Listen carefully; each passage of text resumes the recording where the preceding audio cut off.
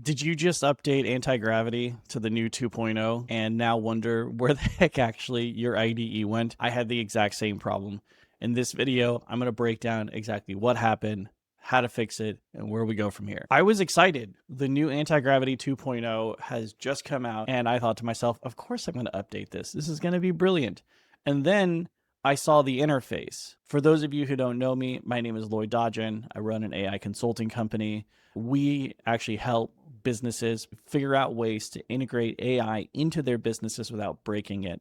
A lot of companies these days that are in the AI automation space, they talk about how we can cut costs and get rid of people. But honestly, we believe that AI only works when you're able to enrich individuals to actually reach that next level. Now, for some of you, you may be looking at this and going, this is amazing. It actually feels a lot like the way that Codex is done. And honestly, it seems that all of the desktop app versions, ever since Claude Code came out on a desktop version, have been moving to this format.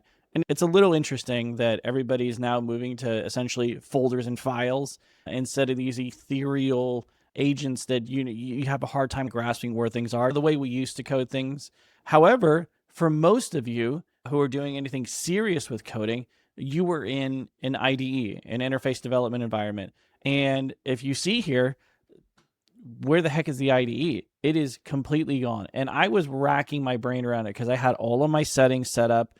I was trying to figure out, where do I actually go for this? Like, how do I fix this?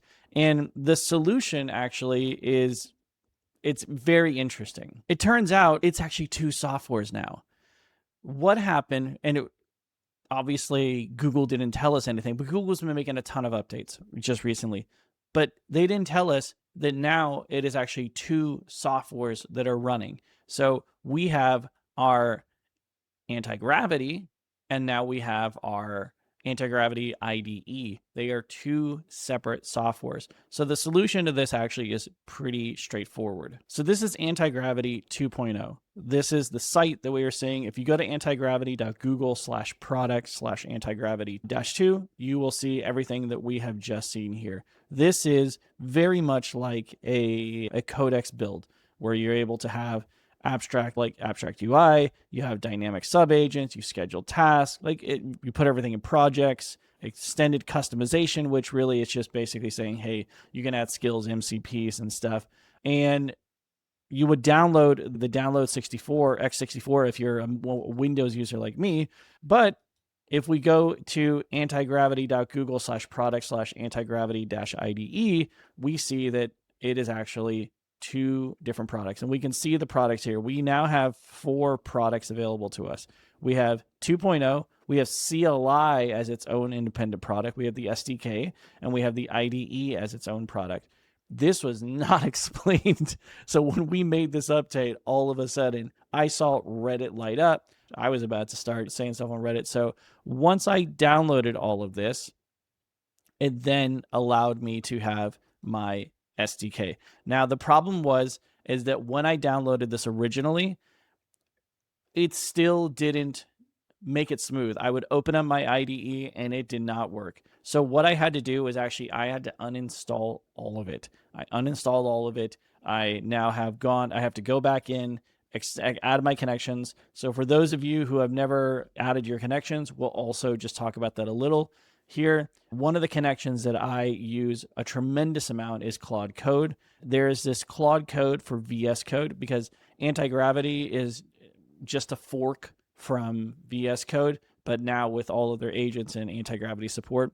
The cool thing is that we still have everything that we would just with our original Antigravity agents here, our ability to open up folders. I'm just going to install my Claude Code for VS. I'm going to say, hey, yeah, it's a trusted publisher. We're going to allow. All right, cool.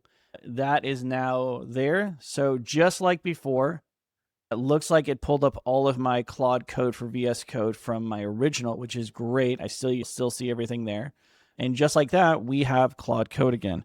And I wonder if we hit Control-Shift-tilde. So yeah, Control-Shift-tilde still works. We can work inside a terminal. So in terminal, I can also just write Claude. Yes, I'm going to trust this folder. and Claude is there in our stuff. So the solution is this simple, guys. It definitely freaked me out. Everything continues to change with AI, and it's hard to keep up, especially if you are a busy business owner who's just working inside of the business. I know a lot of companies that are just so focused on trying to keep everything from drowning that they haven't even had the time to look at what's going on in AI. And so we developed Headcount Zero, our school group for business owners exactly like that. The goal is to create a way for you to learn AI without taking away from your business, to figure out ways to implement it into your business so that you can get growth.